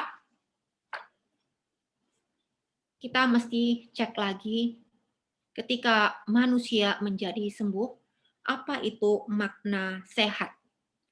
Sehat atau health, health itu apakah hanya sekedar sehat? Ya, nanti kalian coba cari di dalam kamus-kamus apa itu makna health. Health bukan hanya sehat secara jasmani. Saya buta menjadi melihat. Saya sakit pendarahan menjadi sembuh. Itu tidak hanya sekedar sehat. Kalau misalnya orang bertanya kepada kita, Amanda, kamu dalam keadaan sehat? Nah, sehat itu bisa sempit, sehat nggak ada penyakit. Bisa juga secara kejiwaan, bukan? Kalau misalnya ditanya, ya maaf ya, misalnya saya berharap tidak ada yang di sini namanya Santi. Nah, kalau misalnya Santi ini gila, sakit jiwa, kemudian tanya, apakah Santi sehat? Itu artinya apa? Dia sudah pulih dari sakit jiwa. Nah, apakah engkau sehat? Sehat bukan hanya secara sehat jasmani dan jiwa kita juga, bukan? Kita sehat secara keseluruhan.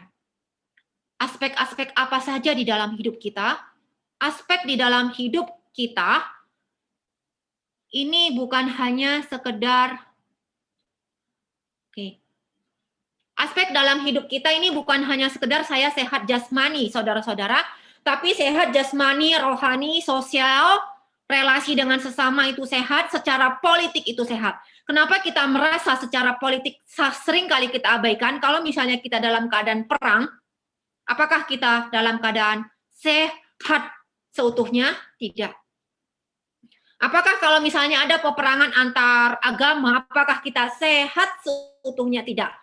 Sehat seutuhnya adalah kita hidup secara menyenangkan, sungguh-sungguh secara jasmani, rohani, ekonomi, sosial, politik, semuanya dalam keadaan baik.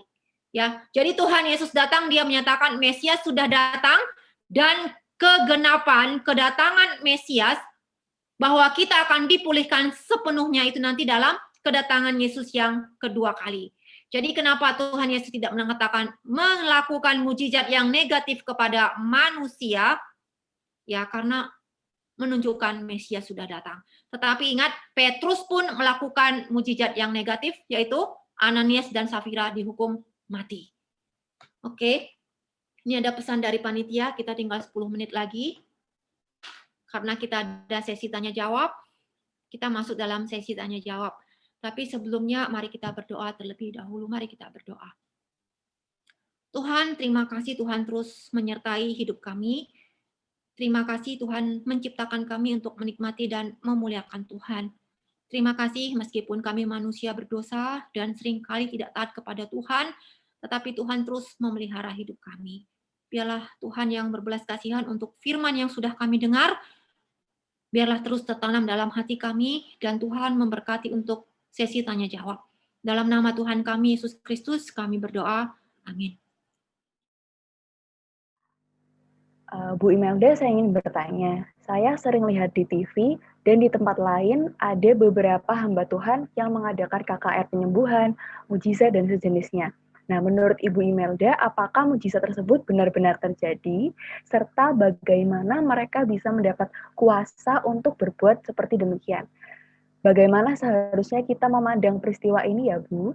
Sebelumnya ini tanpa bermaksud menyinggung oknum gereja atau pendeta tertentu ya. Saya hanya ingin tahu pandangan Ibu Imelda terkait ini. Terima kasih Bu. Ya, jadi kita lihat di dalam Alkitab saja ya. Nah, kalau misalnya kita lihat di dalam Alkitab, saudara-saudara, misalnya coba kita lihat Matius 7 ayat 2, sebelumnya Matius 3 ayat 17. Matius 3 ayat 17.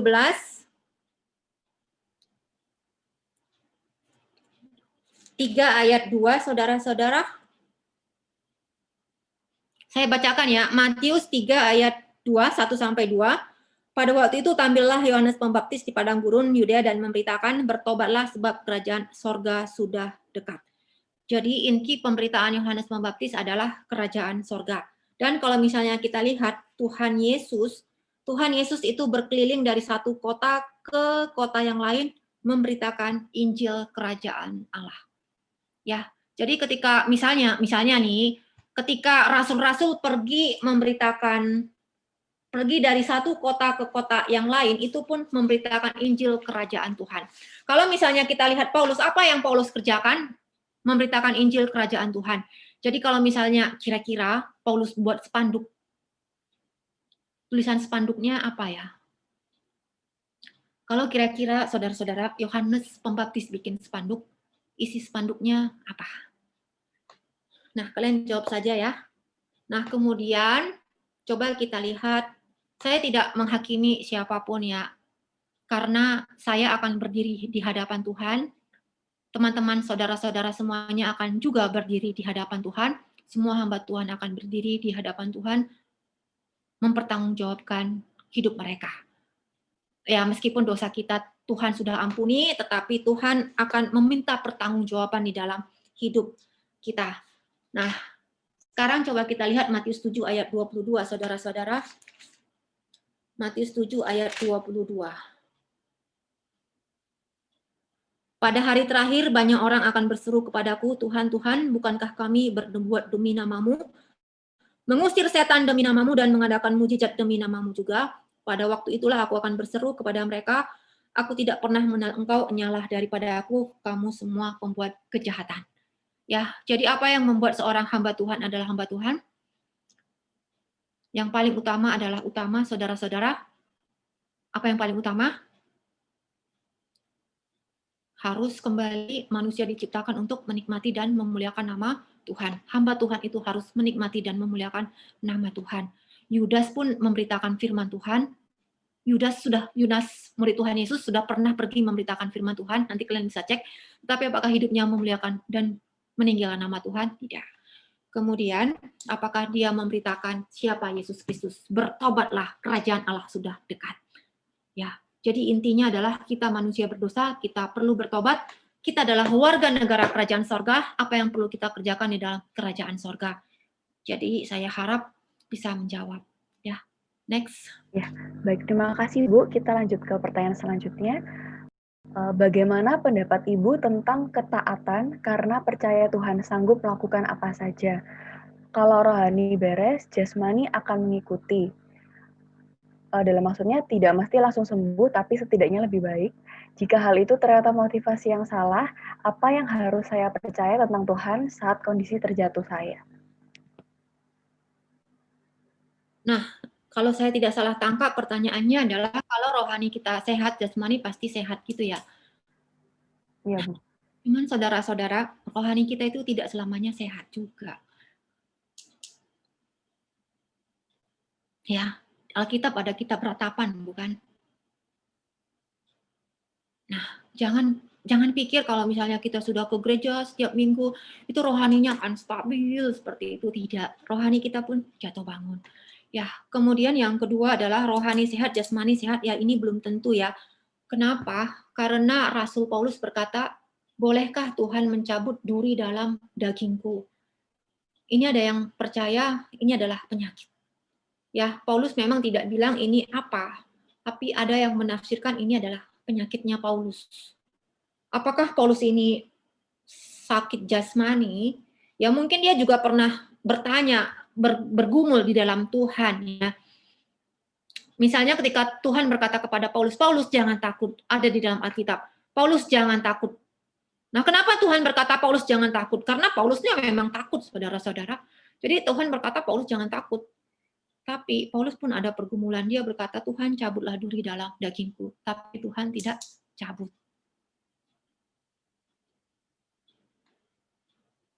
Nah, Tuhan memanggil kita apa di dalam dunia ini bukan menjadi hidup yang lancar, tapi menyangkal diri dan memikul salib. Apa salib kalian? Masing-masing kita ada salib. Saya ada salib, kalian ada salib. Tapi jangan lupa hitung berkat Tuhan. Hitung berkat Tuhan, jangan cuma hitung salib kita saja. Oke, next. Sebenarnya definisi mujizat itu apa, Bu? Lalu kuasa yang membedakan serta tujuan dari mujizat apa ya, Bu? Bukankah tujuan mujizat adalah untuk mengonfirmasi kebenaran dari Allah dan memuliakan Dia? Tapi mengapa tulah yang dilakukan oleh ahli-ahli Mesir juga disebut mujizat dan bukan tanda setan? Oke, ada yang bisa bantu jawab? Oke, sekarang saya tanya Samuel. Apa sih mujizat itu, Samuel? Menurut saya mujizat itu lebih dari yang biasanya. Jadi lebih melebihi hukum alam atau ya, dan tujuannya itu untuk balik lagi ke Tuhan. Yes. Iya. Evania? Kalau menurut saya gitu ya, mujizat itu suatu yang nggak bisa dilakukan oleh manusia, hanya bisa dilakukan oleh Tuhan. Itu sih. Oke. Kemudian kenapa orang-orang ahli Mesir juga bisa membuat mujizat? Tadi ada pertanyaan itu ya. Ya, kenapa ahli Mesir juga bisa mengadakan mujizat? Hobi? Ya mungkin kalau saya sama kayak yang dibilang Chris ya, mujizat itu maknanya yang membuat orang kembali kepada Tuhan. Jadi bukan hanya suatu yang di luar kemampuan manusianya aja. Ya. Terus kenapa ahli-ahli Mesir juga bisa buat mujizat? Kuasa gelap mungkin ada kuasa, ya hanya kuasa Tuhan aja. Maksudnya ya karena kuasa gelap, tapi yang tadi Ibu bilang juga diizinin sama Tuhan. Ya, karena Tuhan izinkan, dan ini bukan hanya pada zaman Mesir, di dalam perjanjian baru juga ada ahli-ahli Mesir, ada ahli-ahli sihir. Nanti kalian bisa lihat ya. Dan kalian juga bisa lihat Tuhan berkata apa? Tidak semua orang yang berseru Tuhan, Tuhan akan masuk dalam kerajaan sorga, tetapi yang melakukan kehendak Tuhan. Tadi pertanyaannya apa, Amanda? Bisa dibacakan ulang? Oh, baik, Bu. Tapi mengapa tulah yang dilakukan oleh ahli-ahli Mesir juga disebut mujizat dan bukan tanda setan?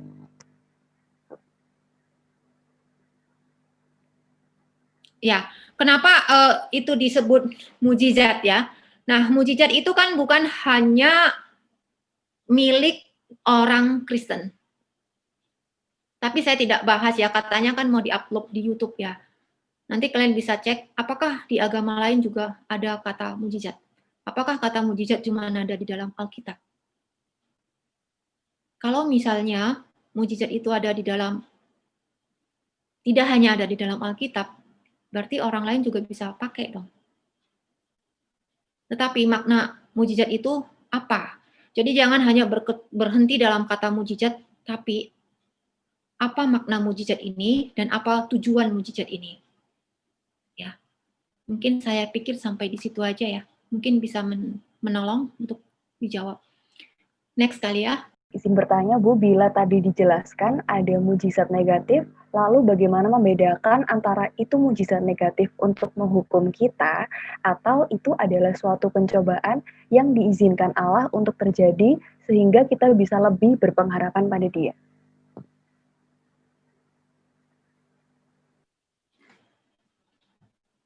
Saudara-saudara, kita mesti ingat ya, kalau misalnya kita milik Tuhan, kita adalah anak-anak Tuhan.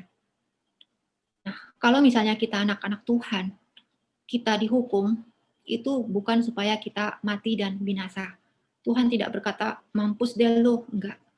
Kalau misalnya kalian percaya papa kalian baik, dan papa menghukum kalian, papa menghukum kalian itu dia sambil nangis ya. Saya nggak tahu ya, kalau papa saya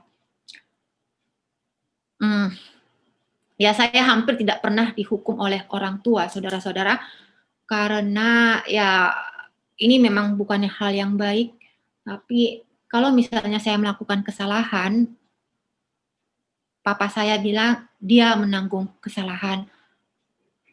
Misalnya hukumannya harusnya ngepel gitu ya, nanti papa saya yang pelin.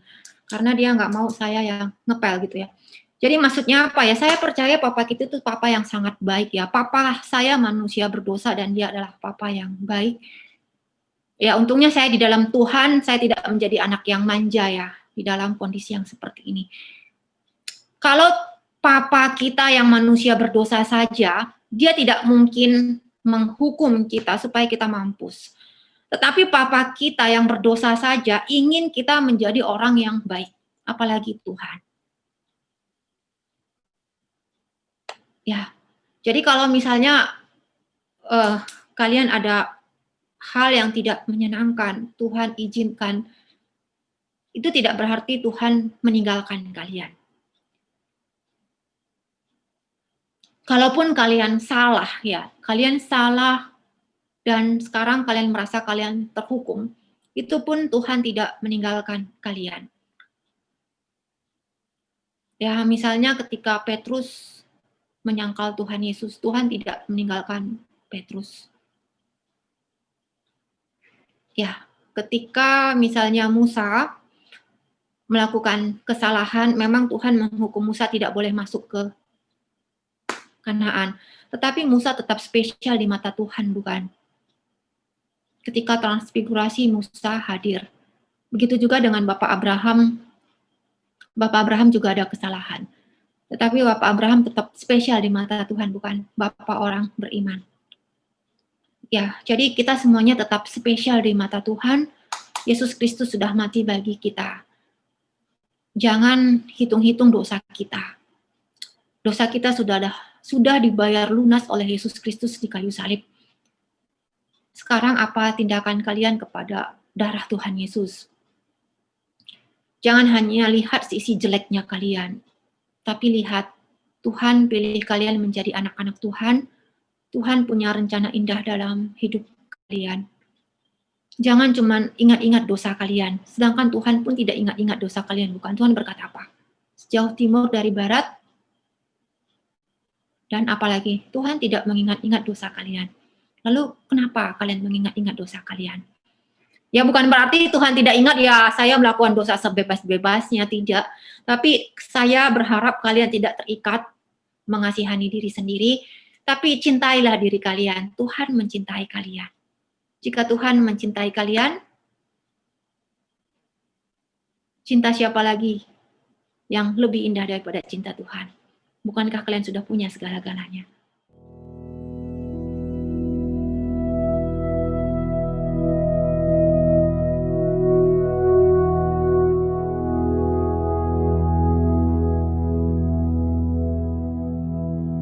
Thank you.